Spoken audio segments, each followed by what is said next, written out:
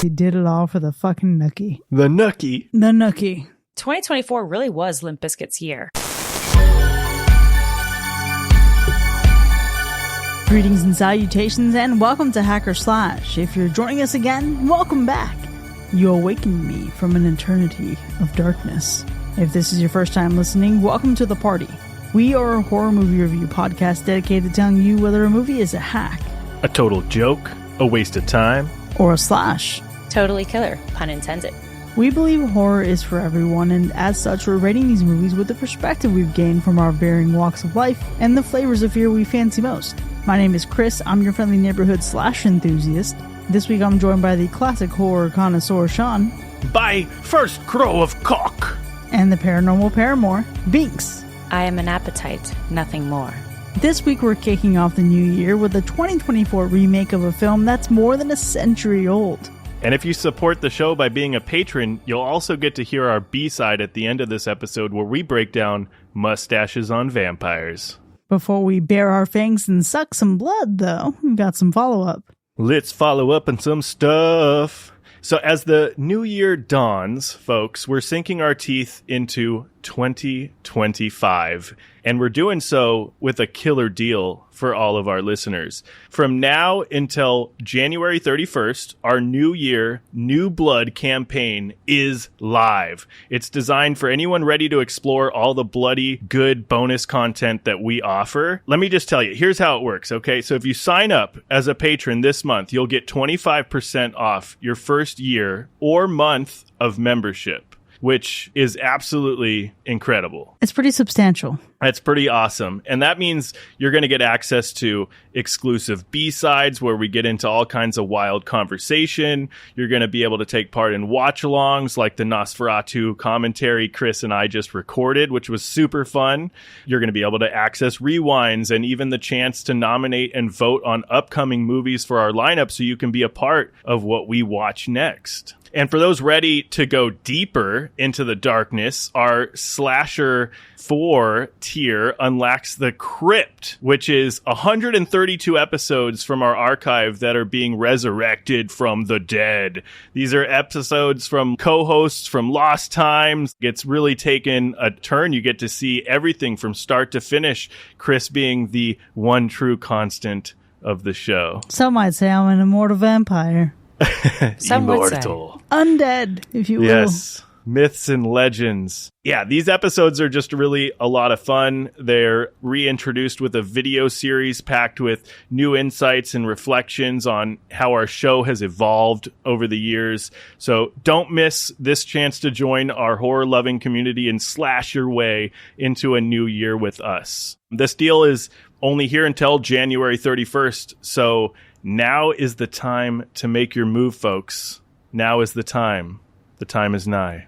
Come on over, baby. And that's our follow-up. Well, this week's film shows us the reimagining of a 1922 silent film that helped shape the landscape of horror. The original film was an unauthorized adaptation of Bram Stoker's Dracula novel, and Stoker's widow won a legal battle that demanded all the copies of the film be destroyed. Nevertheless, copies of the film survived in spite of near extinction, and ultimately became one of the most influential films of its kind. So influential, in fact, it has inspired generations of filmmakers and pioneered the visual language of Gothic horror that still persists today. More than a century later, Robert Eggers has reimagined the story for a new generation. Eggers' vision stays true to his reputation for atmospheric period pieces and brings us back to a world of shadowy castles and creeping dread. Like its predecessor, this remake explores the obsessive connection between a vampire and a young woman, set against the backdrop of the untold horrors that follow in his wake. This week, we're talking about Nosferatu. What were you both expecting going into this? Well, I will just tell you, the journey leading up to this movie's release was absolutely wild for me. There were a lot of ups and there were a lot of downs. I feel like when I first heard about this film being made, I was so weary of this movie. I was like, I don't know, guys. I'm not sure. I honestly thought it was actually doomed to be bad. But then I realized that it's Robert Eggers making this film. you know, and he made The Witch, one of my favorites, and The Northman, right? But then I also remembered that I didn't really get into The Lighthouse. I'm sorry. A lot of people really love that movie. Maybe I need another watch, but I didn't get into it despite its high regard. And I got a little worried again. I'm going to be honest. This was kind of like an emotional roller coaster running through my head because this is an iconic film that I love from 1922. And I really want it to be handled right when we're talking about remakes. And a lot of remakes just aren't really that good. And so I don't know. It was tough. But the more I kept hearing about this movie, the more positive things that I heard. And they also promoted the shit out of this movie. There was fucking merch being advertised, a whole storefront before the film even came out, right? Like they were really pushing this movie, and I kept hearing such praise and such hype and best horror movie of 2024, the most horrifying Christmas experience. So I gotta admit, I ended up going into this one super hyped with extremely high expectations. I mean, you're the connoisseur, right? The first thing that crossed my mind when this movie came out was just the curiosity of how you were going to receive it. So now hearing it in full and how you were actually like kind of unsure, knowing that Eggers was going to be the director is so fascinating. Because I think for me, I always thought that it was going to be exceptional. I really had no doubt. I thought that the thing about Eggers in particular being at the helm, I swear, I've got my friends that are witnesses. I thought that this man had made so many films. He's literally only made 3 other ones. It feels like this man right? has made so many films that are just incredible. Why? I don't even know. And I think it's because the films that he has made are so great, like they're masterpieces. And even if maybe some don't hit, it's funny that you like The Northman. I do too. I would actually think that maybe The Northman's the one that's like the least well received out of the 3, but regardless, like it hits for different pockets of people, right? So I thought it was always going to be fantastic. And I actually had seen the OG Nosferatu, the silent film, in a really fun way a few months prior. It was a part of this thing called Silent Synced, where they overdubbed the film with Radiohead's Kid A and Amnesiac albums. It was so fucking cool. And that only hyped me up even more. It hyped me up even more because I'm like, what are they going to do with this adaptation? You know, like the possibilities almost feel endless. I've only seen that OG one. I actually haven't completed it, but I know enough about it in general. And I'm like, anything is possible, right? So with him at the helm, with having a lot of play time, right, with what could be done, I was like, I know it's going to be atmospheric. And I think it's going to be a great film. It's just nuts that it's right at the end, like right at the witching hour, as some say, right? The very end of the year. It's like all this anticipation waiting for the film to come out, and then it's finally here. It's a good feeling. Yeah, and that's really a bold strategy to build so much up and then see if it can live up to that hype and really the promise that it makes. But Binks, just to clarify, you hadn't seen the original Nosferatu before the version that you saw with Radiohead. Let's say that, yeah, it was my first time because I remember seeing it again, like most of these old, like classic films, right? With my grandfather, like having it on the TV. But I'm a kid, right? And I remember a lot of it. I've seen so many clips, but I would say this is my first time that I've been able to sit down and watch, you know, and really like just no interruptions, be able to see it in silence, ironically, you know, in a way. But, right, like really, really focus and hone it in, yeah. Interesting. Okay. I've seen the original Nosferatu a few times. Sean and I actually just did a watch along for our patrons, but Sean, we had a time because we watched the version that's available for shits and giggles in color. In color. Okay. So I was just at my friend's house and they were watching the one in color, and I walked into their house and I saw it on the TV and I was like, what in the fuck is this? Blasphemy. Yeah, it's pretty tough. Listen, we did it for the people. Yeah. All right? We did it for the people. Well, why not? Now we can say we saw it, you know? Yeah. I haven't seen the Radiohead version, and it's interesting that that's the one that you watched, because with all the hype that's built for this movie, with all the commentary on it, with the excitement for it, I'm meeting more and more people every day who have never seen Nosferatu, have never heard of Nosferatu outside of SpongeBob, but are like, I watched it. I mean, some guy remixed it with Radiohead and it was boring and I fell asleep. And I'm like, fuck, what a tragedy. But here's the reality. You look at this modern age, there are people who are going to appreciate Nosferatu for what it is and understand it, and that it is what it is, right? you can look past and get past the barrier of it being over 100 years old. But then there are also some people who just won't, and that's also okay. They're not particularly inclined to getting into the origins of Nosferatu. That's just the reality of it, and it's fine. However, I think I personally have not been incredibly attached to this film. I respect it and its place in history. I appreciate the story. I appreciate the differences that we get in our central character versus the Dracula source material. So it's something that I've enjoyed, but I think I've enjoyed it almost academically versus just sheer passion for it. So I don't think I share the same love for this that maybe Sean has. However, going into this, I'm like, all right, it could be fucking great, or it can be real bad. Let me tell you, watching this, chilling in the theater, I was like, all right, it's over 2 hours long, but what a time. I was interested. I was locked in, ready to go the entire time. And I think that's a lot for a period piece, because even as incredible as The Witch was, it drew itself out. There are little moments where I'm like, okay, a little bit bored here. This one, I was fucking locked in and ready. I mean, yeah. I completely agree. If we're going to be honest about Eggers' work, it's that it is a slow-paced situation. He takes his time with everything, right? And I think that that's okay and that's allowed. And in purpose, it's necessary, especially in a story like this where it's really the foundation of it is a Gothic literature, right? So Gothic literature, it takes its time, it builds that tension. And so to be able to do that in film is so important. So I couldn't agree more. I don't know if I've ever really been like a diehard Dracula or Nosferatu person either. I do like vampires in general. I don't think anyone can compare to Sean, obviously. I mean, if you can clearly see his background. He's got like 3 pieces of Dracula merch on his desk, right? Meanwhile, though, in my background, if you can't tell what that is, that's literally the movie poster of Nosferatu framed. There you so go. We're starting. I'm trying to be like Sean. Love it. Meanwhile, I just got fucking Michael Myers on my wall. Yeah. I think I got an Arthur Clownland back there. Shocker. But so here's the thing. I feel like that poster being framed is an indication of how I felt about this movie. Chris and I got really lucky. There was a early screening by Focus Features that was hosted at our, local theater. Unfortunately, I know, Chris, you weren't able to make it. I was so lucky to make it. When I tell you that line was crazy long, I was one of the last people that got in with 2 of my friends. I can't even begin to tell you the visceral experience that I had. It almost feels like there's life before Nosferatu 2024 and life after Nosferatu 2024. Okay? I'm just being dead ass honest. So much so that in the time of this recording, I have already seen this movie 3 times. Okay? I saw it at that early screening, December 13th. Then on Christmas Day, I went early in the morning, first showing available with my mother. And then at night, right before bed, went to see it again with my friends. Who knows?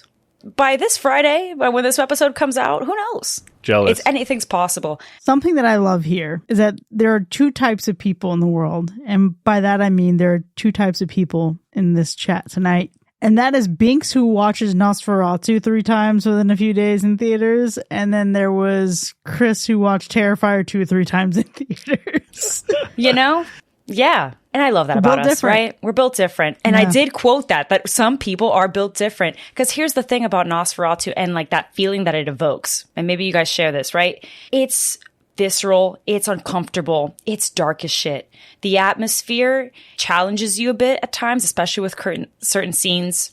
It's Victorian Gothic, which if that's your shit, man, you're gonna love it. I was eating it up. I couldn't even believe it. The movie ended at that early premiere, my first screening, and I instantly told my friends, I am watching this first thing Christmas Day. I didn't even anticipate to have seen it twice, but as time went on, I remember telling you guys in the other recordings that we did, I'm like, I can't wait for you guys to see this movie. It's so fucking good. Yeah, I remember. And I haven't felt like that leaving a theater in a bit. Maybe since The First Omen in a way, because I loved the homages that film evoked, right? But just a singular story to have me wanting to see it again, to want to tell my friends, to be so excited, it's been a bit, honestly. That's true. I mean, if a movie can get you to want to see it more than once in theaters before it's out of theaters, it definitely has done something, right? And I'm right there with the both of you. I think there were so many feelings while watching this movie. One of the first feelings I had while watching this film was just how beautiful this movie really is. It's Gothic, like you said, Binks. It's so Gothic. It's so dark, but it's so visually stunning. The use of the lighting and the colors and the shadows.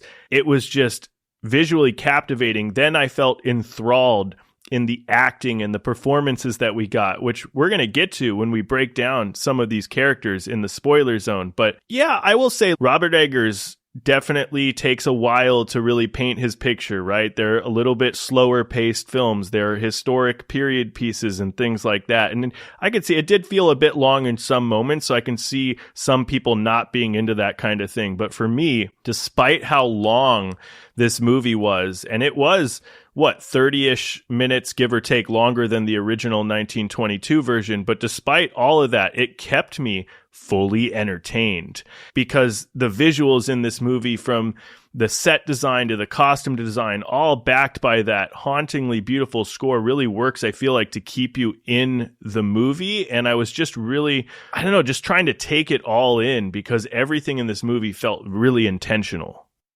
Yeah, this is a movie that I need to see more. I want to definitely get it in at least one more time in theaters, and I can't wait till it's available to watch at home because this movie is just rich. The storytelling is rich, the production is rich, and it's very true to the original while also expanding it. Yeah. In really interesting ways. And that is something that actually presents a bit of a double-edged sword because I have one minor disappointment, and it's not a serious one. It's not anything that even takes away a minuscule amount of joy from this film, but it felt like something different was building plot-wise because of how much a certain character is expanded and relationships between characters are expanded. And so I thought, building up in this story, all right, I'm excited for the potential of what could be going on here. Are they going to take a turn that I'm not going to really see coming because I'm thinking, all right, is this going to be perfectly aligned with the original? But we didn't get something very different. And I'll elaborate more on that in the spoiler zone. Again, this movie is a really good remake of an adaptation, so you can't be too surprised about what happens here. It does retell the story, but it does so with a lot of power and a lot of emotion and a lot of depth. Yeah. But man, for a moment there, I was like, holy shit, is Robert Eggers going to change the story and flip the script? Yeah. I had a feeling there was going to be sentiments about what I think you're talking about. Mm-hmm. You know what I mean? And we can't really get into it here. We're going to get into it, so stick around for that. But I had a feeling that this was going to be a conversation because it definitely does separate itself from what we've gotten in the past. So it will be interesting to break that down. Good or bad? I don't know. I would say I was surprised at how beautiful the movie is, like I was talking before, because of how much hype this movie had surrounding it. And the critics were saying all these good things about it. But it was just a really surprisingly beautiful film. It just looked so goddamn good. And I feel like I don't know what I expected. Like, I think of different movies that Robert Eggers have done, and I love a lot of the work that he's done, and what he's able to show is incredible. But I don't know why I was expecting something a little bit different. And I was really surprised at how beautiful some of these shots were. And I think even more so surprised at how well it pays homage to the original and how well it really brings some of those iconic moments to life in a modern way. Listen, the original Nosferatu is known for its shadows. Yeah. And known for a few really iconic moments. Yeah. So, as brief as those are, and again, over 100 years old, you have to wonder, okay, how are we going to recapture that? Like any remake of any film, there are notes or fibers woven into the DNA and the fabric of those films that when you recreate it, you have to respect it or deliver enough of a twist on it to acknowledge it. For me, this shows up a lot in quotes and dialogue and how certain notes of dialogue are landed. And a lot of that actually happens here in this movie. But I 100% agree with you, Sean. This movie is stunning to look at. And I think that's what also softens the blow of me identifying potential as something that didn't get fulfilled. Yeah. I agree with Sean that as I was watching the film, especially how it ended the second time that I saw it, I thought of you, Chris, and what your perspective was going to be. So I'm excited for us to unpack it for sure, because it was my biggest surprise. If I think we're aligned on what we're aligned on, the shift of perspective, and we'll leave it at that. I think it'll be interesting to get into for sure. The other thing that surprised me, yes, was how visually stunning it was, because it's literally art history 101. This whole film feels like a ton of paintings and chiaroscuro and all of these like things that, you know, you learn when you're in art history class, or if you've gone to a couple art museums, and these famous paintings that you might know, like you probably subconsciously recognized a couple things. So I loved that piece. But if I was going to pinpoint another surprise, was just the theater experience. I feel like we haven't had this kind of theater experience in a long while as well, where I'm seeing everybody, whether you are a avid consumer of horror or not, showing up to the theater, especially on Christmas Day, which is exciting, dressing up all goth, because I love that shit. Like, just really being excited. There were tons of people messaging me on Instagram. They were like, should I watch Nosferatu? I'm super excited. Should I? And they don't even really like horror movies that much. They're asking me if it's scary or not, right? They're asking me, would I be able to watch it? I kind of liked the 90s Dracula. Do you think it'll be okay? Like, and that's exciting. It really brought people to the theater. And my answer to the fright factor of it all is, it's not extremely scary. It's not traditionally scary. I say that pretty often, but I do think that there are elements of this film that will unsettle you. Most definitely. Some very intense scenes. There was a moment there that I couldn't even believe was happening, that I hadn't realized I was holding my breath the whole time. I was shocked. Some pretty gross stuff for sure, but this isn't a jump scare film. Quite frankly, none of the Dracula or Nosferatu films really are. That's not the point of it, right? Maybe there's one jump scare in this film, if that, right? If we want to consider it, but what's right? I think we know the one. I just feel like, to an extent, what happens, that atmosphere that Eggers has established, is what's scary. But I think you can power through if this is something that you just don't dabble in enough. Just know that it is dark. The theme is dark. So if that's not your kind of cup of tea, then maybe this isn't the film for you, right? Far be it from me to say that a movie about this much death, despair, petulance, and plague is fun for the whole family, because it's not. But also, it's palatable for all you non-horror fans. What's interesting, being I didn't have the full theater experience. I wish I had gone to the early screening. I had tickets for Christmas Eve. My work schedule changed. Then on Christmas Day, I was just so exhausted. And I ended up seeing it on the 26th in the afternoon. Okay. With 3 other people in the theater. Almost no one. They were silent the entire time. I was surprised to see that, because as I was booking and rescheduling and rebooking tickets all those days, every single theater was full, like jam-packed. So I was surprised that mine was so empty. But let me tell you how this movie has everybody coming out of the woodworks.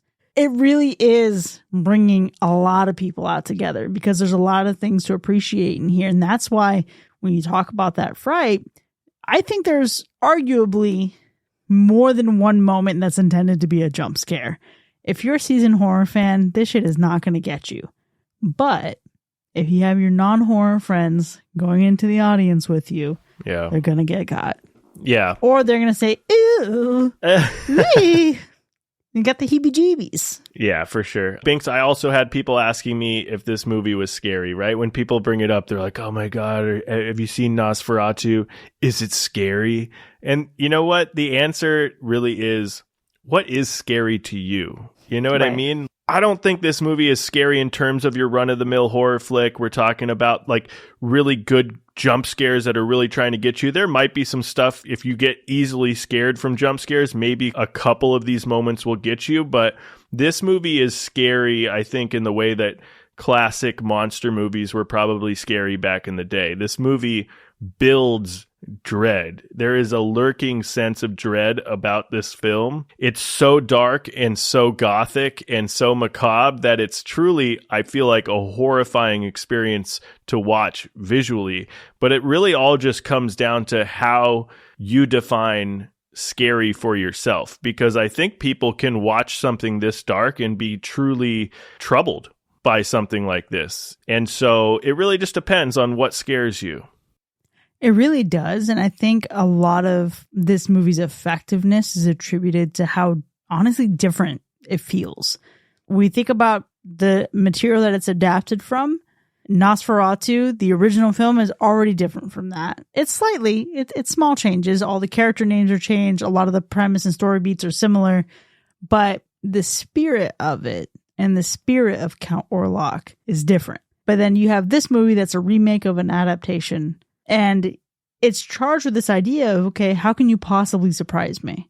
How could you possibly do something different besides take a silent film but make it rich, give it more texture, give it more flavor, and advance it with modern technology? But when we talk about what these people did, there are a lot of differences here from the original source material, and I can't wait to get into it in the spoiler zone when we unpack this after the break.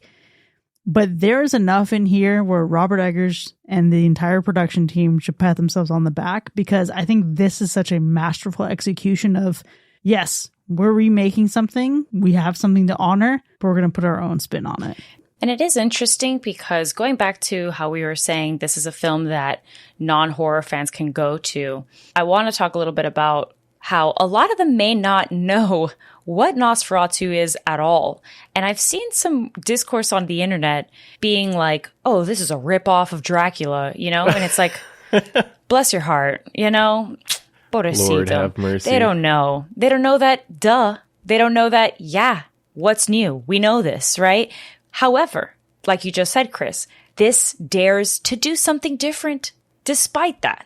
There's a lot of the same homages and beats to the original Nosferatu, but of course, because that's necessary, it is a remake, but it does pivot, and I think that's what's cool. I think it's daring, and it's what really makes it stand out. Not, I'm going to maybe say a hot take, Sean, don't kill me, but to me, I feel like this Nosferatu is going to like really stay with me a lot more than the others, and it's certainly going to stay with me a lot more than the Dracula films, personally, because of what it dared to do. But again, we can't talk too much about it because it would be a spoiler. So I can't wait to talk more. Well, we can say enough that was actually going to be something that I mentioned in my scoring. So I don't disagree with you. Yeah. There we go. It is something to be said, right? I feel like the original 1922 film became this kind of cult following film because it should have never been, right? We know that the filmmakers were sued for making the film by Stoker's estate or his wife or whatever, and because of that, it was court ordered to burn every copy, and thank God for these bootleggers that kept it around. Like, there was copies scattered around in different countries and things, and it slipped through. Yo-ho, yo-ho, you know? And it slipped through, and it has gained a cult following. It's gotten more popular to the point where they've been able to re-release this movie and revamp it and make it sound good. You know what I mean? With the score and things like that. But Robert Eggers really took this on, and what I love about Robert Eggers is his attention to detail and his ability to really put you in one of these films. And so I feel like he's able to take this classic silent film and turn it into this modern Gothic tale while twisting some of these characters around a bit and adding a little more context to a story we've been watching for over 100 years. So for that, it has to have some originality, and I love to see it. I will tell you one thing, though. And this is a regret that I have. We were redoing our lineup a few different times. We had tried to get some things in. Things were going to be challenging. We need a little bit of time at the end of December last year. And we were originally going to cover this movie at the end of the month and then do Y2K for the new year. Yeah. But we ended up swapping. It was going to be a lot easier. Y2K came out earlier in December, etc. I need you to know right now, friends, and I'm going to reveal this in the spoiler zone, this exact reason why I regret having Fred Durst in my mind when watching the ending of this movie. I think I know why. I think I know why. You know why. Oh, Lord. I will reveal why later. Don't take any guesses. But I need you to know that my view of this ending was tainted, even though we've already seen what this story can hold. And you already know possible directions that it can go. This one thing haunted me. But even that aside, and this fucking hilarious thing that I just like had blaring through my head while watching this, holy shit, is this ending powerful. It is haunting. It is grotesque. It is one hell of a fucking time, and I really wish I hadn't seen it alone. I'm comfortable to watch movies alone and go to the theater alone, etc. But this is a moment where I would have wanted to watch someone's face watching this ending. Yeah. If they didn't know what was coming. You know what I mean? Yeah, absolutely. I don't know. I think the third act as a whole leading into the ending, I could say there's maybe a couple of things that I think maybe there's some minor flaws in the third act going into the ending, but the ending of this film was absolutely fantastic. I think the whole death and the maiden themes are heavily prevalent throughout this film, especially in the ending. I think the final shots were it was so horrific yet so beautiful. Like you had these almost mixed emotions at the end of the film. Like you got to see different sides of different characters, and I think that was kind of special to watch, and I loved it, and I can't wait to talk about it in more detail. I don't know what else to really say without giving anything away, so I'm just going to leave it at that. Yeah, I love that you brought up Death and the Maiden, because that's what I thought of too. It goes back to what I was saying. This whole film is literally art history. It's painting after painting after painting. Yeah. It's Lovers of Valadero. It's just tragic, and it's beautiful. And I agree. It's one of those things where you get to the ending, and I'm sure the look on people's faces if they're watching it for the first time and they don't know what's going to happen is like jaw dropped, like, oh shit. So yeah, I think it sticks the landing so well. Well, let's not hold back then and start making our way to our ratings. Before we actually score Nosferatu, Sean, how would you describe the gore score? It's really interesting. I think there's actually a decent amount of blood in this film. I think it's super tasteful, though, I would say. I feel like you're getting a more primal version of a Dracula-type character presented as Count Orlok. And with that, I feel like the attacks feel a little bit more gory, right? They don't feel like your run-of-the-mill vampire. And we also get a couple of moments that are really intense to watch. But as dark as this movie is, as horrific as some of this imagery is, I would say this movie still lands in medium territory. And what about the animal report? Yeah, well, thousands of rats, some of which were trained, by the way, were used in this film, okay? And if you thought this animal report was going to be safe, you are so mistaken, friends. It's like, I like to say sometimes on the show, it's mega fucked, okay? Like close-up shot of some pretty unsavory things, like you want to look away type fucked. And PETA, I would really feel like Eggers has heard from them already. He's had the discussions. He's had the board meeting. So prepare yourself, for sure. To be fair, the pipeline of Dracula and Renfield, the Terrifier 3. Right. Who knows?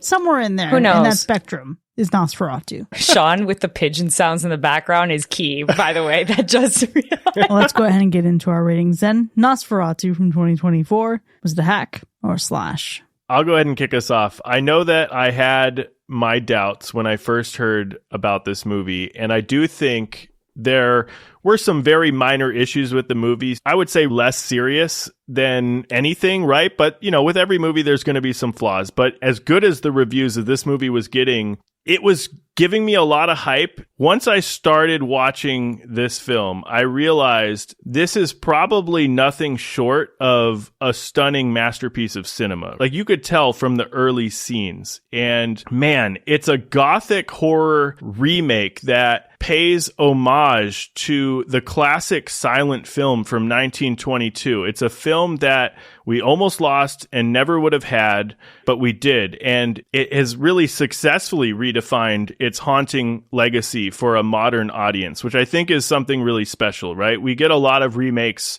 and reboots and things of classic films, and they don't always hold up. And I love that this generation is getting introduced to Nosferatu. I think it's super special. I think it means that more people are going to go back and even watch the 1922 version as well, as they should. And man, there's just an attention to detail that I feel like only Robert Eggers can give, especially with the historical detail that he always provides in his films. And the atmospheric storytelling, I think, feels really fresh, but it also feels really timeless at the same time. I think the movie is visually, it's just amazing. And I think Eggers transforms almost every frame of this movie into this almost macabre piece of art. It gives you those eerie shadows. It gives you those muted tones that I think really evoke German expressionist, and it really pays homage to the roots that it came from with the original film. The cinematography in this film is truly stunning. I think the way that they play with light and shadows to really conjure the dread and capture the beauty is just done masterfully. The cast, I think, delivers really compelling and memorable performances, even down to some of the supporting roles, right? Which you don't always get. Like, we're not just talking about our leads, we're talking about the supporting roles. Man, Lily Rose Depp, Nicholas Hoult, Bill Skarsgård, they helped to breathe new life into these iconic characters.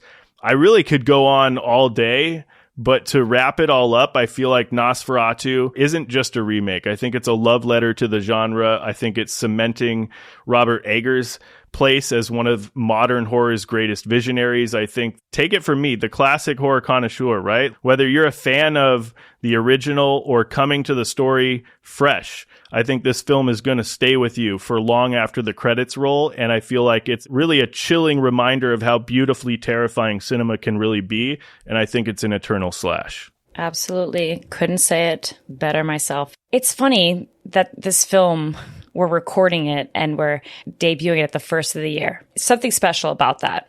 Of course, I wish that we had maybe ended the year, 2024 talking about it, because the thing about this film is, although I expected it to be incredible, I never could have anticipated that it was going to hit me the way it hit me. Like a train, ran over me, my heart broken, repolstered together. I was not expecting that at all. It just is one of those films that does stay with you for a long time, well after the credits roll. Like you said, Sean, I can't say it better. And I will say, though, that the beauty of it is that you can really see Eggers' passion about period pieces here. This is that film where you really, really see it. Nosferatu has been a passion of his since he was much younger, starting with a theater play that he had written. And you can tell that he's been waiting for this moment. And now that it's finally here, it's just like almost like revitalizing the genre in a new way, bringing in more people that we never could have anticipated, bringing people back to the theater. I love it. I live for that stuff. And then on top of that, too, to dare to change just enough to explore a new perspective. I'll say, to talk about women in general, to talk about mental health, to talk about all of these things that Nosferatu symbolizes in ways that maybe you didn't really pick up on with the silent film, of course. But it's just really, really nice to see. And it evokes conversation with people that I haven't been able to talk about dark and deep things that I've been feeling in a way that I never would have felt vulnerable and safe to do if it wasn't for this film. So I think that this film has left a big impact on me. I wouldn't be seeing a movie 3 fucking times in the last 2 weeks. I know that I watch a lot of movies, okay? I've already passed 400 at this point for 2024. I get it. But I'm not one to rewatch a movie constantly so consecutively. Not even for Gone Girl, okay? And that just tells you. But I felt like this need, like Nosferatu was calling me. So it ended up being my favorite horror of 2024. Never couldn't have anticipated that. It ended up being my favorite movie of the year. Definitely didn't think that was going to happen.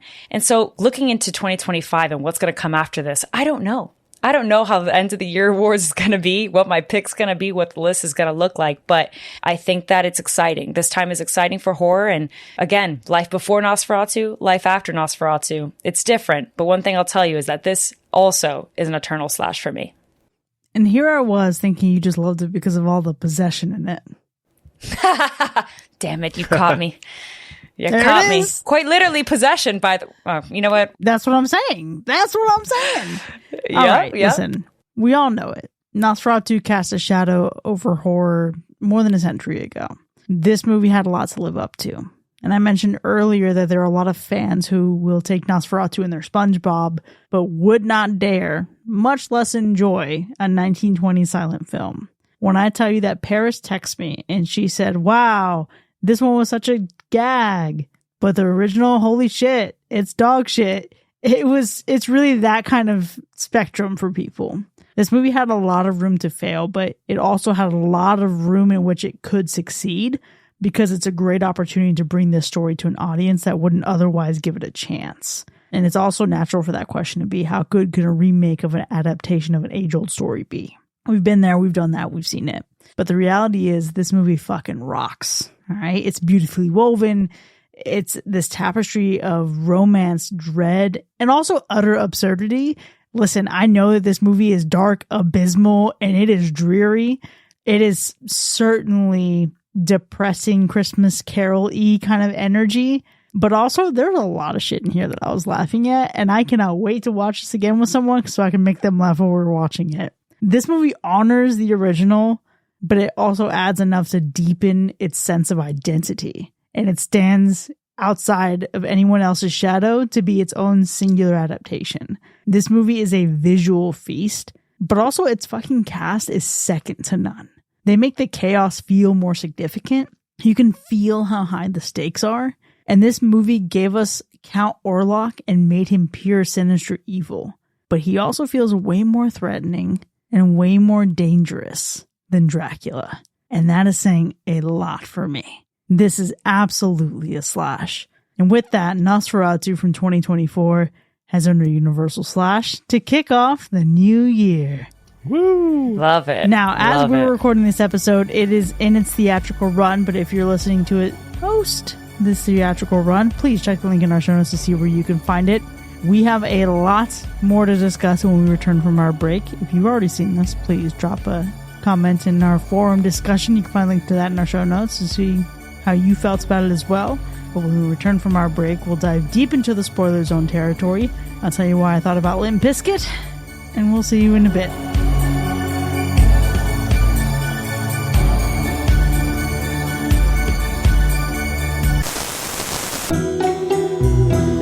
This episode of Hack or Slash is brought to you by Nosferatu Life Coaching. Are you a vampire stuck in the shadows, feeling like you're just existing? Do your nights consist of nothing but brooding and skulking around while everyone else is out there living their best undead life? Well, why be a Nosferatu when you can be a Nosferatu? With Nosferatu Life Coaching, you'll learn how to step out of the darkness. Well, metaphorically, let's not get reckless. Seize the night and finally go after what you want. From tips on networking at blood banks to overcoming your fear of commitment to a single crypt, that is. Our program is tailored to help the most antisocial vampire thrive in 2024's modern world. Inspired by Count Orlok himself, our program teaches you to embrace your inner vampire without all the angst. Remember, being undead doesn't mean your unlife has to suck. Nosferatu, because eternal life is too long to spend wallowing in existential dread. Sign up today and use the code HACK to get your first month of coaching for just 13 silver coins. It's time to go from creepy to charismatic, one bite at a time.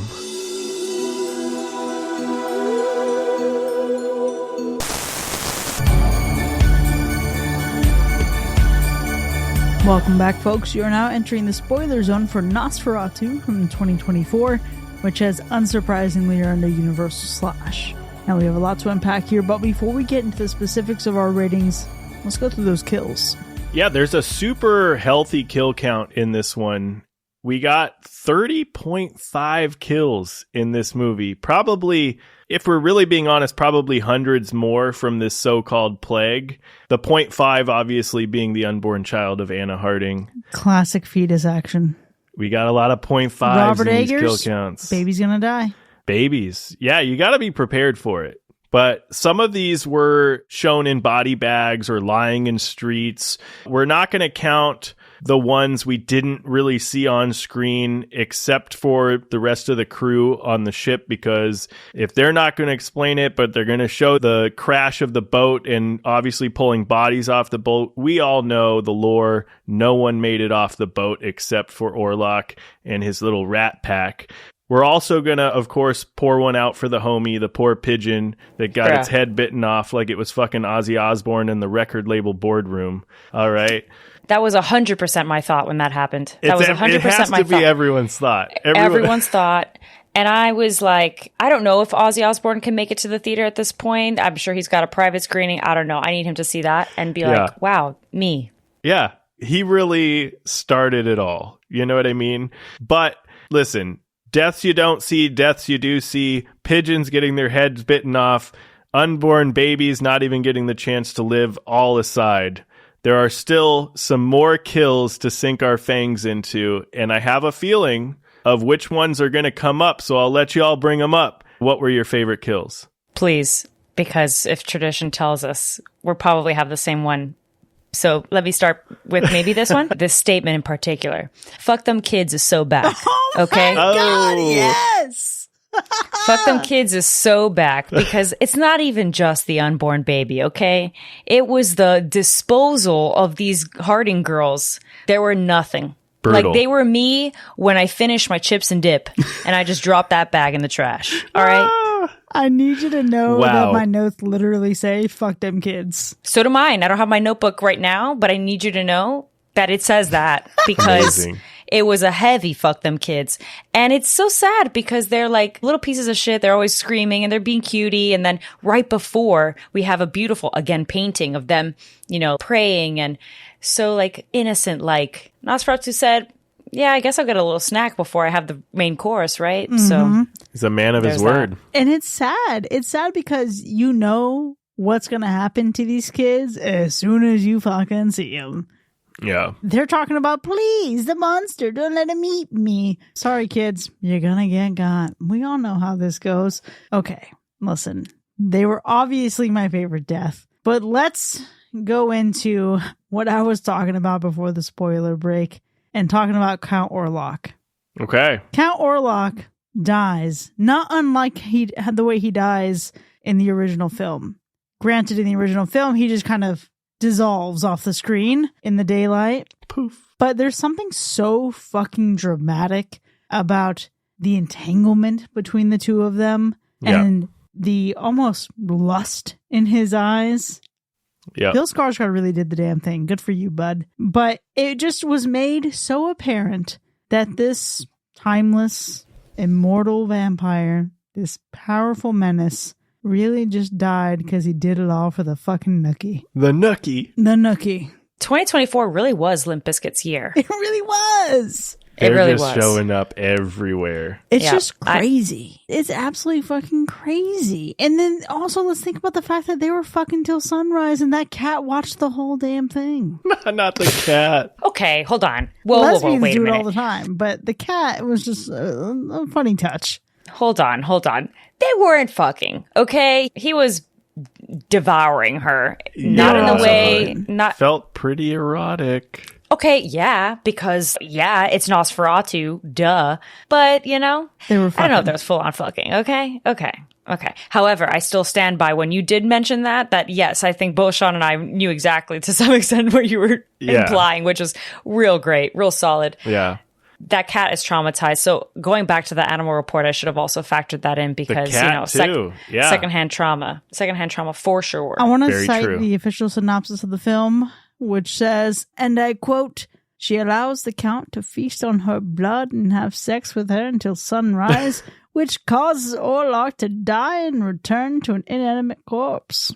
It was a very good death. I think Count Orlok's death has to be one of the best in the film. Even when you look at the original, to your point, Chris, it's not that they died in different ways. Sunlight, daylight ultimately killed him, but in the original, Orlok is killed by the sunlight as he kind of leans over Ellen's body, fully clothed, lured. The sunlight happens, poof, he's gone. And what do you want from 1922 silent films? You know what I mean? Yeah. But it also kind of brought life into the whole trope of vampires and sunlight, right? Because in Dracula can just kind of walk around in the daylight. And in this kill, in this version, there's this almost desire mixed with hatred and fear and everything that these actors gave to deliver this iconic scene. And I can't shake this feeling of Orlok almost wanting it to end this way. It almost felt like, yes, there's this lust. He tries to stop drinking Ellen's blood, to look at the sunrise, almost enthralled by it, and then just being kind of lured back into drinking until he meets his imminent demise. But Ellen almost felt like she was kind of into it for a second, like she finally gave into this guilty pleasure type thing that she's been almost yearning for, but also scared of. You know what I mean? Sure. And I think that's what makes this kill super special. The way I kind of see it is like there is a moment in the film where it's revealed that this is a part of the history, right? The lore of Nosferatu. So it's almost faded to an extent. And I think with Count Orlok, it was a moment of knowing that if this is how he was going to go, then so be it. He says himself that he can't be satiated without her. And he wants that. He needs it. He craves it. And so at that point, when he's getting it, it's like death is imminent, and that's okay. He would rather die this way. I feel like when it comes to Ellen, though, it's such a dark and tragic juxtaposition of it because, and we'll unpack her entire character, obviously, in a bit, but with her, it's like she finally has to succumb to this darkness, this part of her that she's been ostracized for. Essentially, all she wanted was love and this tenderness. And what came out of it was someone who weaponized that to some extent.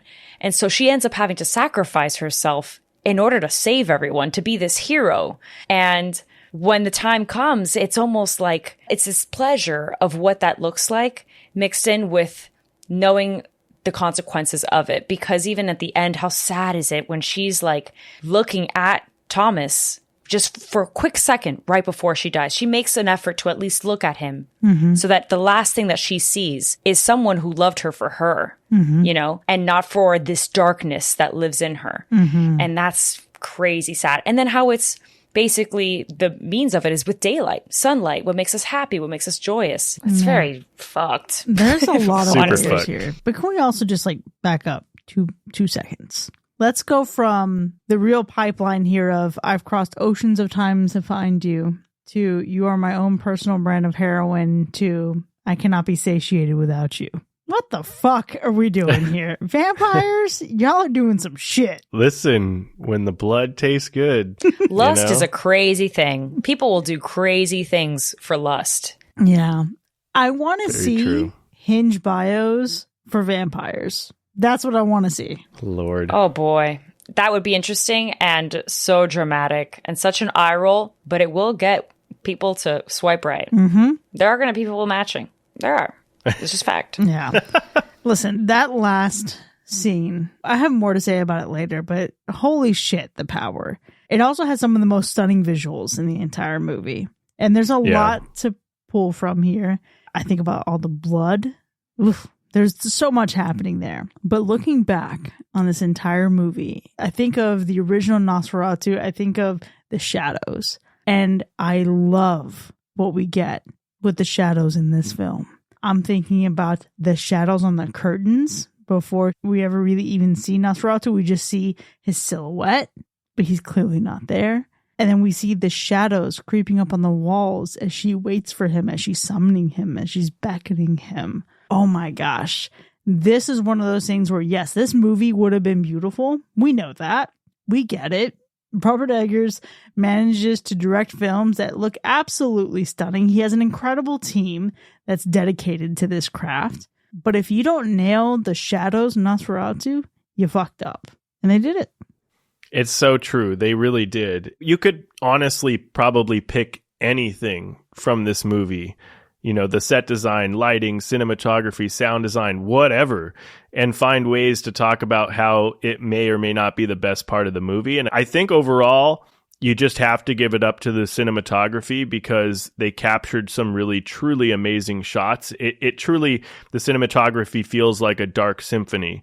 I think, Chris, the use of lighting and the shadows that you're talking about, I think it also is keeping true with those muted tones to its German expressionist roots, which I think is something that makes this movie really special. And I think it's something that I really admire in Robert Eggers for really trying to portray in this iteration. And when you're talking about recreating some of these iconic shadow moments, they do so in such a perfect way that there were moments, which we'll probably get to in a bit, that I was grinning from ear to ear just watching those moments. I think that overall, it's obvious that this is visual eye candy and it's inspiration from art. Like we keep talking about the several stills from this film that you would definitely hang as a painting in your house in and of itself. It's from Thomas seeing the carriage and it looking like an upside down cross and all of this tension as the carriage is coming in. The shot of the horses just standing up was insane. The homages to the original, obviously, as the carriage is going to the house, to Nosferatu's castle, right? And it's just so many things that it's just, wow, one thing after the other after the other. It's a masterclass in how to execute a modern Gothic horror correctly. It reminds me of the likes of like Crimson Peak a little bit. And I think like that's a good double feature in and of itself, because Crimson Peak obviously is a little bit on the lighter side per se, literally, in terms of lighting, but something about these kinds of horrors just fuels my soul. We know that The Haunting is one of my favorite films. The Haunting of Hill House is one of my favorite books of all time. Gothic horror and like literature is so my shit. So when it's executed this way in a visual aspect where like I feel like I'm there, I'm feeling unsettled. It's so dark, but not like an obnoxious dark where I can't see shit. Okay. It's like a dark that's, I can see things and I almost wish that I couldn't. I'm scared. It's perfect, the dark. You Yeah. know? Some movies are dark, you can't see shit. And you're like, this is too dark. But this is dark, but you can see what you need to see. And with purpose. Exactly. Yeah. It's with purpose. In the dark, Absolutely. in the night.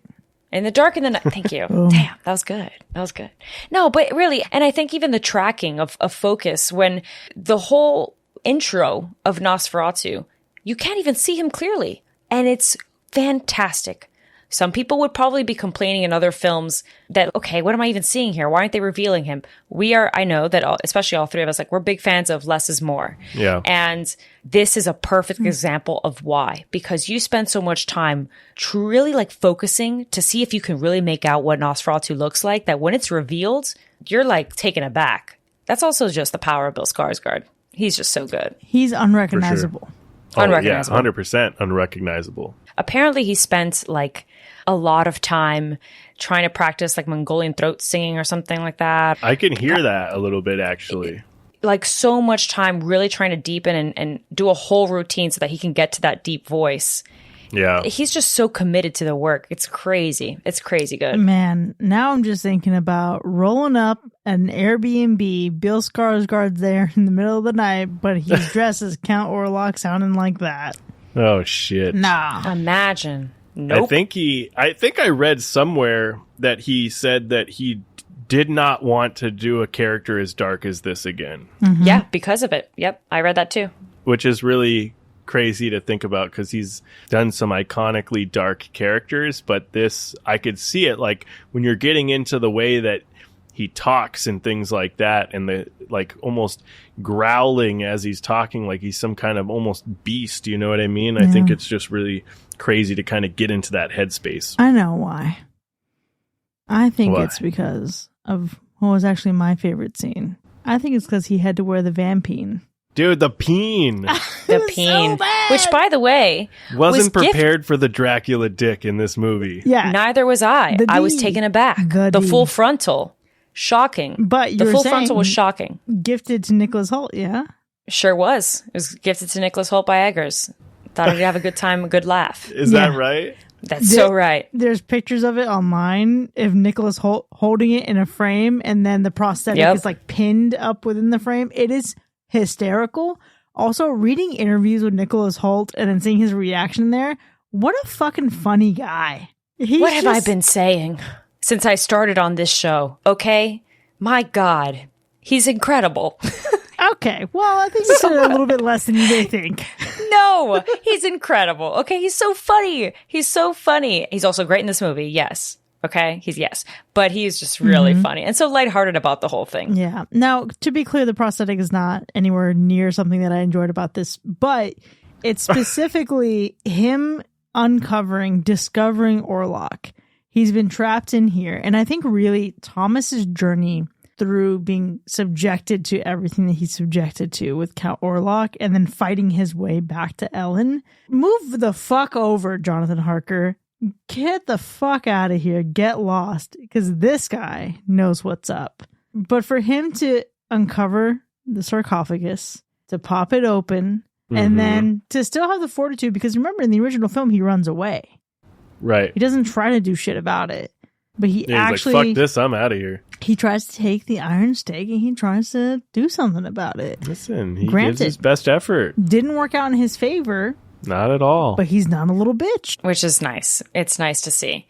Because then it ultimately like just shows the kind of person that he is and his commitment to Ellen in the grand scheme of things. The commitment to not only get back to her, but also to end this, right?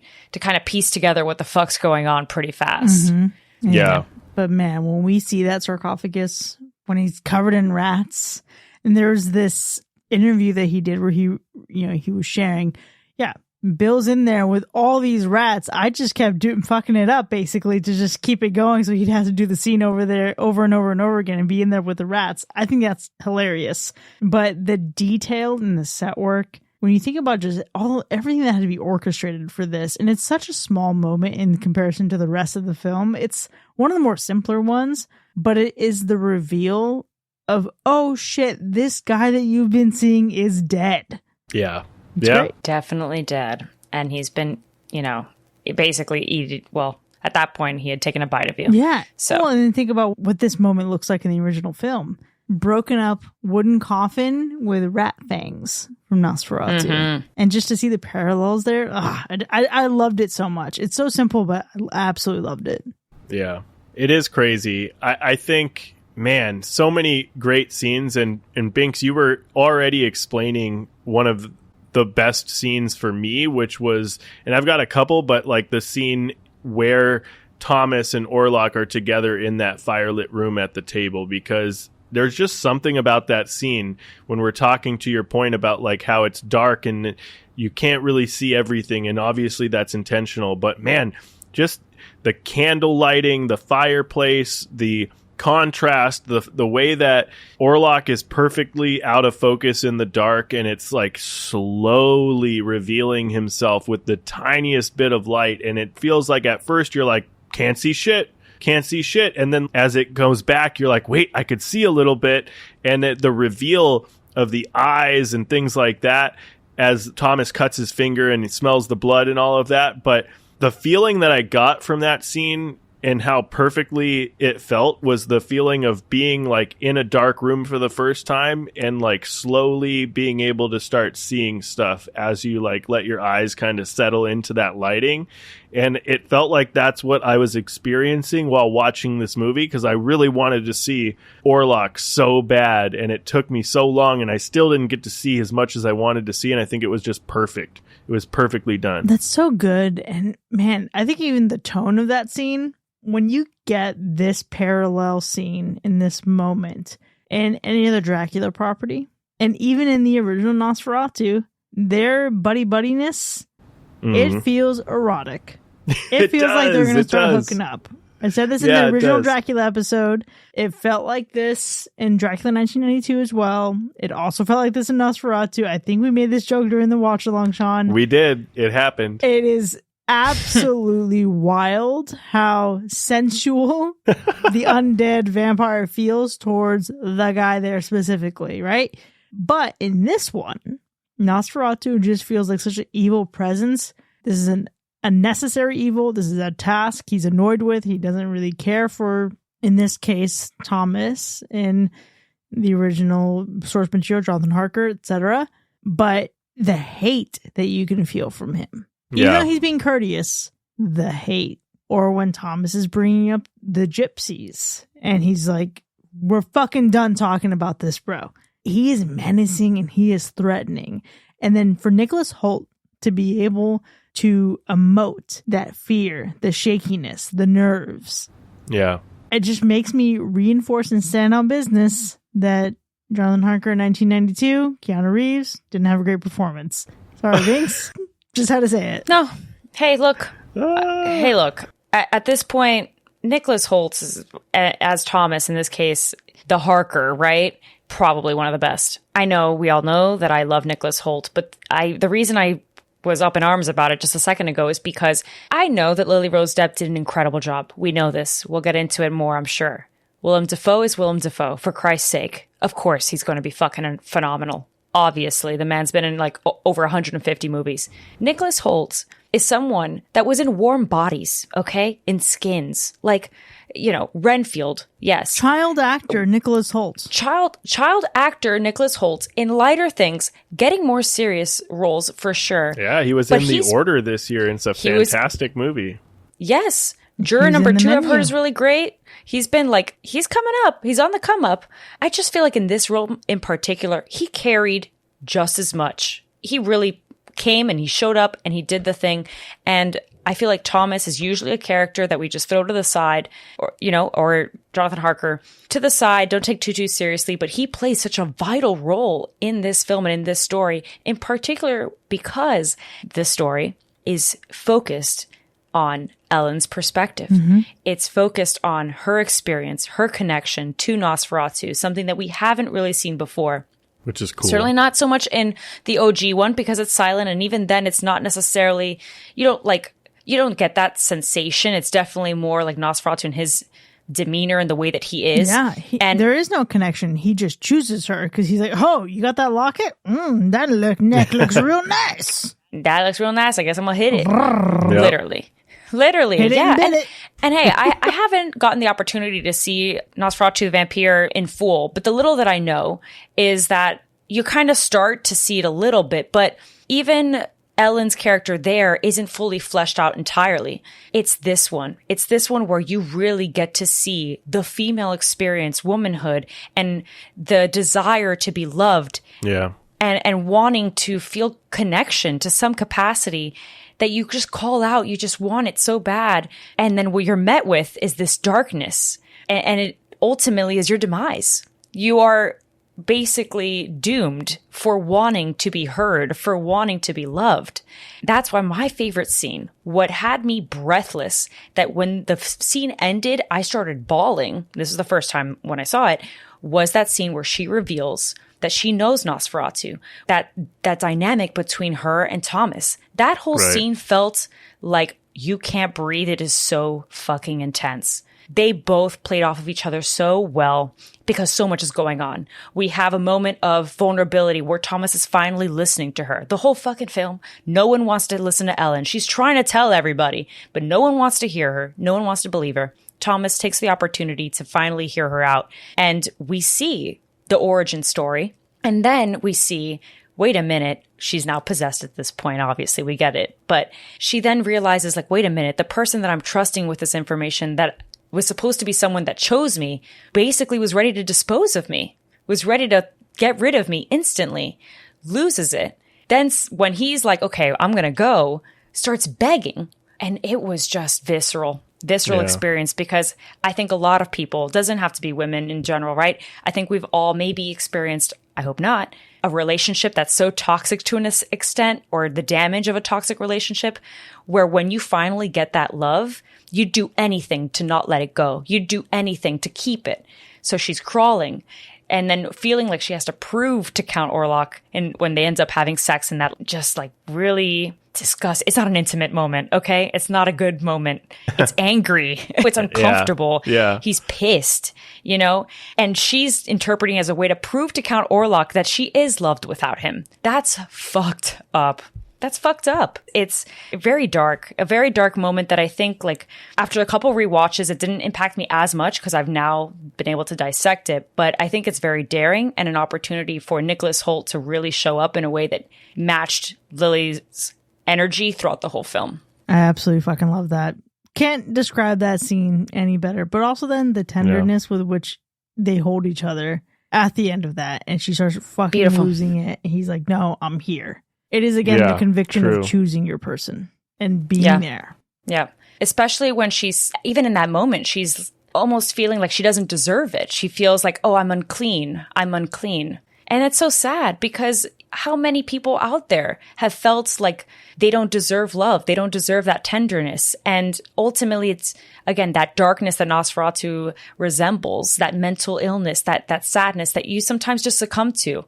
One of my friends, when we were unpacking it after the first watch, she said it so well. It's almost like sometimes we want to believe and feel like there is a way out of this mental illness because, of course, that's that hope.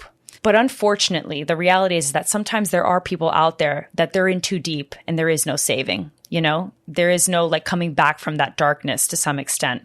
And you want to believe and hope that there is a way out. But in this case, it's almost like they paint it as she's a hero, right? Like she's this kind of heroine. She's saving everybody from the plague. This is not what she wanted for herself. Right. You know, like she's a victim. It's not like she wanted to be able, like, okay, great. I'm super excited to die. Like, no. And it sucks that it's kind of twisted to that regard. How many times do women have to be the saviors in certain aspects? They have to sacrifice themselves to some extent to be able to be loved or to be able to be liked or to save someone, hypothetically, right? So that whole scene was something that I could have never expected to be in a Nosferatu film, in any film of recent. So I thought it was something that was really, really special and intense for sure. Yeah, I feel like there's so many scenes in this movie that have such high intensity and impact that I feel like it really deserves like really watching it and thinking about it and revisiting it because there's a lot to get out of the film. There's a scene where Orlok kills one of the shipmates and takes a fucking bite out of his neck, and the lightning flashes so perfectly as the blood is gushing out of his neck, squirting out. Like, just that moment, that's what you're here for in a vampire film, right? Like, you want to see that kind of shit. Here's the thing, Absolutely. Sean. How did we get a better Last Voyage of the Demeter movie than the entire Last Voyage of the Demeter movie? That's what I'm saying. It's crazy. It's funny, my friends that I was with, both the first time and the third time, different group, but they both said the same thing. They were like, this is the Voyage of the Demeter right here. It is. This is the stuff. And they spent such a short amount of time in it, but still And still it somehow hit. find a way, to make it better in some regards. You know what's funny, though, that you mentioned it? I didn't even notice the first watch, that quick moment where you see him by the side of the wood, like that wood panel. Yeah, I didn't even see him. It was the second time that I was like, oh, fuck. Yes. It's like, oh, my God, he's right there. That's the fun little, that's the good horror. That's the good, like, jump scare. It's balanced so well. And then I think we were talking earlier a little bit about, like, laughter and like comedy. It was you, Chris, that mentioned like there's some moments here that you want to be able to watch with a friend to laugh. Willem Dafoe, when he talks about that Isaac Newton line, when he's like, I've seen things that would make Isaac Newton climb back into his mother's womb. The whole theater, all 3 times that I saw this movie in theaters, all 3 times, the entire theater lost it laughing. Love that. The fact that you can laugh as a collective, but also lose your shit crying not too long after. What? Yeah, So he was good. a wily old coot in this movie. Definitely. Which we love a little kook, Willem Dafoe. Yeah. I mean, I don't know if you guys have seen Poor Things, but Yes. he's a kook in that. So that's good. for sure. So good. He plays this type of character really, really well. I think it's definitely like a perfect type of role for him. But I also want to highlight what we've kind of talked about a couple of times, but the scene towards the end where we're getting the shadow of Orlok gliding through the house that you see through the moonlight or whatever in the windowsills and things like that going across the wall, because we do get that type of scene in the original. And I love that this pays homage to that film. And it was just, that was one of the scenes that I was talking about that just had me grinning from ear to ear, because I was like, man, I love that they did this and it looks so cool.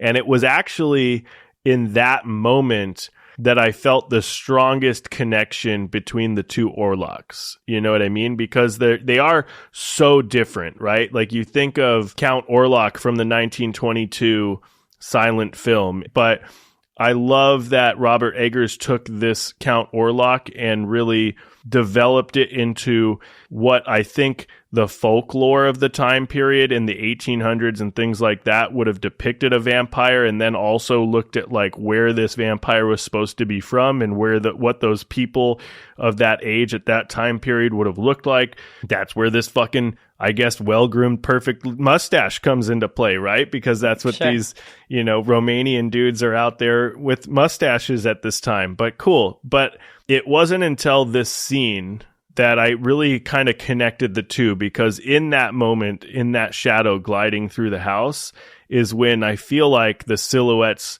kind of looked very similar, right? You don't see the mustache. You don't see like the difference in look and appearance. You just see Orlok and those hands gliding through the house, stalking its prey. Wow. And I think it's done so well because it's not like a cheap Easter egg or homage that we might see in other films, right? Yeah. We're like, oh, they're doing the thing. Like it fits so well. I think it's okay that it took that long until you saw that connection, because then it feels authentic, right? Yeah. It doesn't feel like, oh, a cash grab or like a, like fan service to some extent. So definitely. Just look at the gravity on Count Orlok here. Sean, you remember your first episode of Hacker Slash? The first one that you were on? Yes. What was that movie?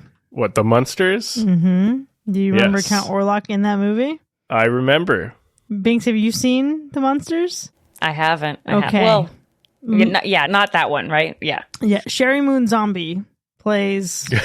Goes on Boy. a date. Yeah, she goes on a date, a blind date Rob with Zombie Count would. Orlok.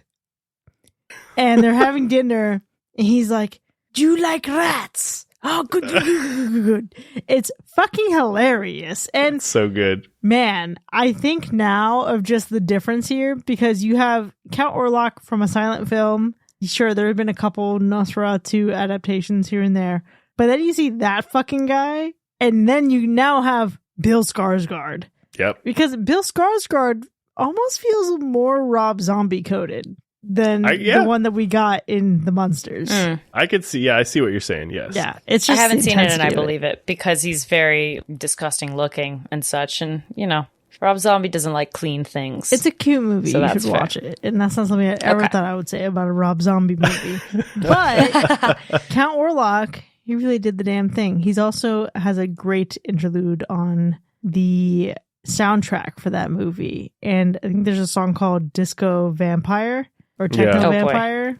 And he's So actually good. dancing in the movie. It's fucking hilarious. But back to this Count Orlok. Holy shit. Holy shit, this guy is So- fucking evil incarnate. Yeah. It Evil- really is. Evil incarnate.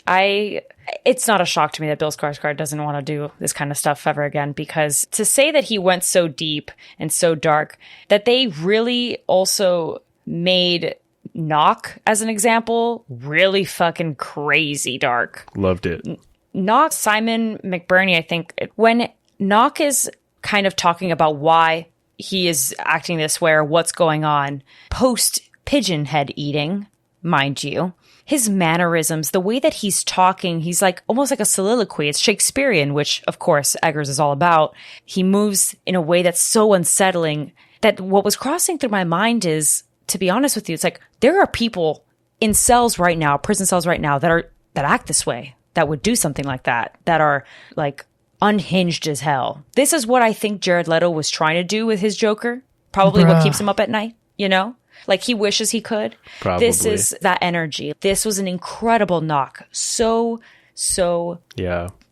like right under your skin. And it isn't just the pigeon eating and all that. Like it was just that monologue in and of itself that was crazy. When he breaks out and he's like lollygagging around, you laugh, but you laugh because you're uncomfortable. You laugh because this guy's nuts. Yes. But that isn't possible without Nosferatu being so dark and so sinister, right? Like it has to happen. Both things have to occur. He's really True. just like this unhinged Renfield like character. But then you Yeah. think about the original, he's chased around by the townspeople. He's blamed for the plague. And in this one, Yeah. this man's fucking crawling into a sarcophagus, hoping to look for some fucking immortality, and then gets his fucking iron stake to the chest. Gets staked. Incredible by accident. death. He says that It was. in another life, right? He wishes he was a prince of rats, or he should have been the prince of rats. This guy is not well. No. He's not okay. Yeah. He's a No. fanboy. Okay. But did he have to be naked during the ritual? Okay. Yes. We got You man know? butt really early in this movie. We did. And listen, I'm not saying that we can't have naked men in movies. I'm just saying, did the dude need to be naked for the ritual? You know what I Specifically- mean? Apparently. Or was that just his thing? Balls to the floor. If the balls aren't touching the floor, The the then it don't seance work. ain't real. The seance ain't real. Yep. Those are Nosferatu's rules. He doesn't make Gotcha. the rules entirely. It's just the way it is. Gotcha. Overall, yes, Knock was a great version in this movie. Truly fantastic, crazy. Orlok, yes, we're going to talk. We can keep going about how mesmerizing Bill Skarsgård was about Count Orlok. I think he played a creature that was both grotesque but also tragically human at the same time, right? To be able to play something that dark, but also just to show vulnerability and allow some of that to kind of shine through in some of these shots, especially at the end with how Bill Skarsgård is able to balance between terror and that vulnerability, giving, I think, emotional depth to the character is incredible. But we have to give it up for Lily Rose Depp, because I think every moment Lily Rose Depp was on the screen, she commanded the screen. And there were, even from just waking up from bed, right? But all the way to just those almost exorcist level scenes of possession. And it was just incredible to watch. Mm-hmm. Absolutely incredible. Yeah, there was so much I happening feel like it kind of works. When I saw him on screen, I was like, oh, this is clever. That Ralph Ineson, who was in The First Omen as Father Brennan, is Seavers here. I was just about to say, what a hell of a year for Ralph Ineson. Right? Thriving, that man. Thriving. And I love it. I love it for him, because it's nice that there is like this another possession that he has to tackle and solve. Look at that. Go figure. Lily Rose Depp, she almost like a phoenix from the ashes. Okay. I don't know if you guys have seen her other stuff. It's not that her filmography is a lot anyways, right? She was in this show earlier this year called The Idol. Famously hated. Oh, okay. Yeah. Was not well received, that show.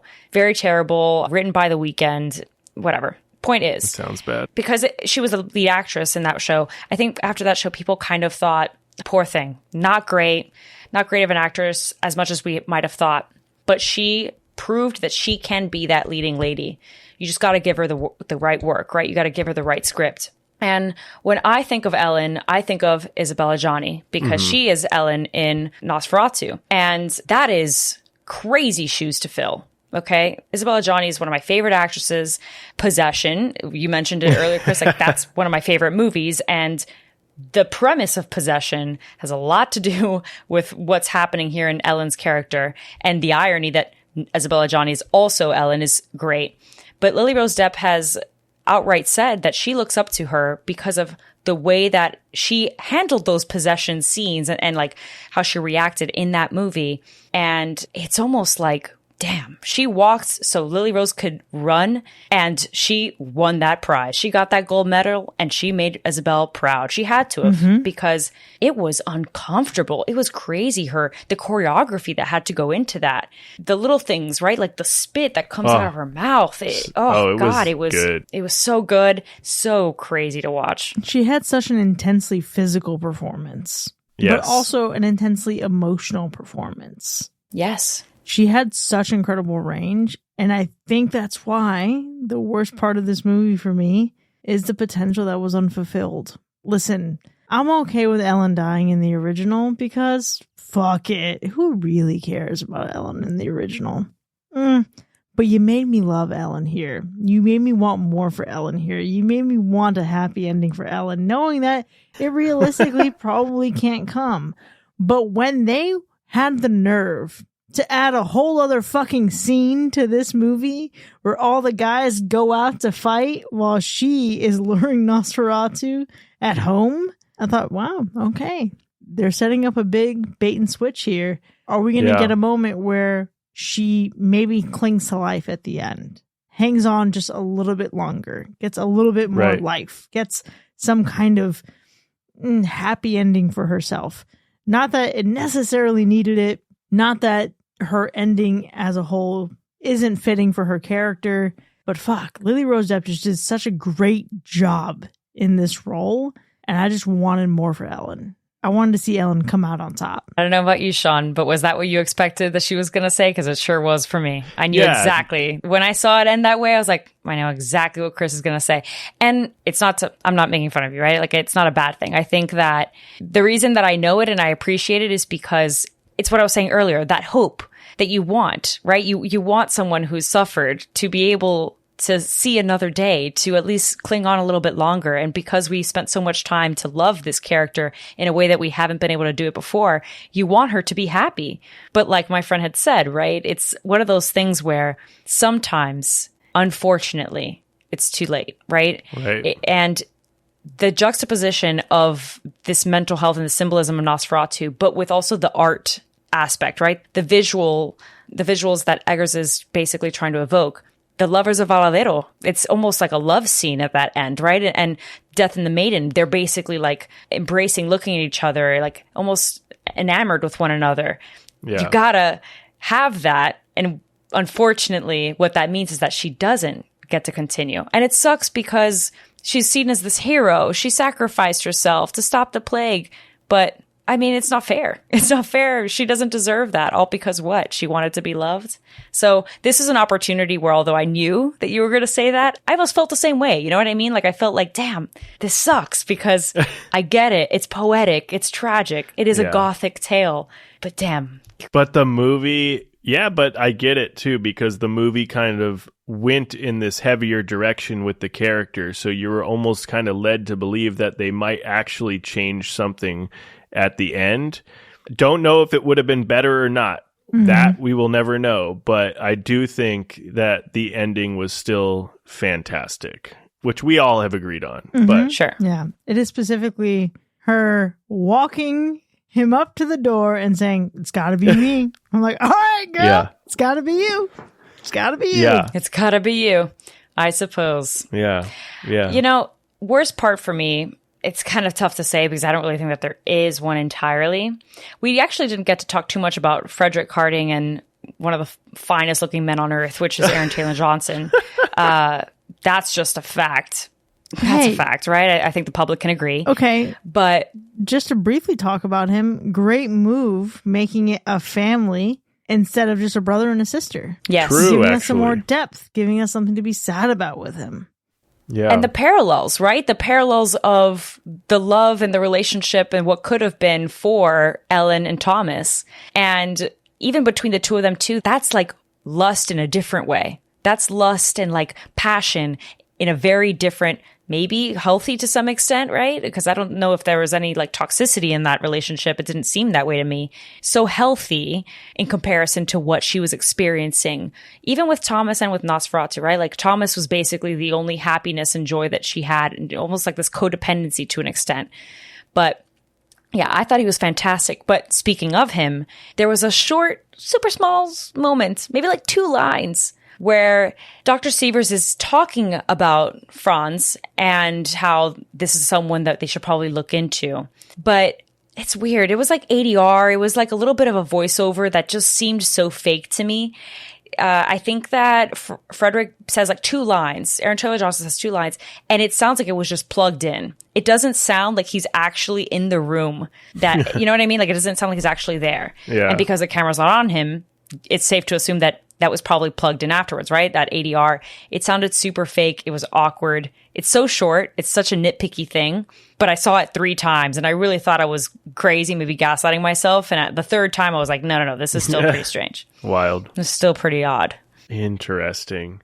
Yeah, it is a tough one to pick a worst part of the movie. I think for me, honestly, as historically accurate as it is, I think it's the mustache. I don't think we needed the mustache, and if we did, it shouldn't have been well-groomed, because this motherfucker was not a well-groomed man or beast or whatever. And that, my friends, that mustache was giving more Boris than Orlok. Damn. T. That's T. All the Boris, none of the Orlok or the Karloff. Listen, that mustache, not going to keep me from watching it again. Can't fucking wait. Was it weird? Sure. I know. Can't wait to watch it again, though.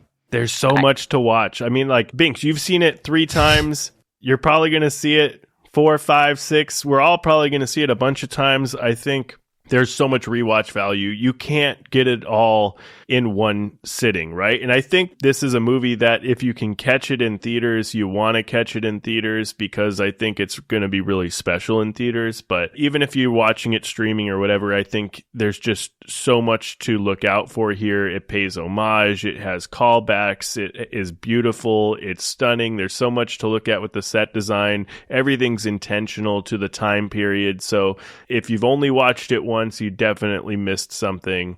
It's definitely got a lot of rewatch value.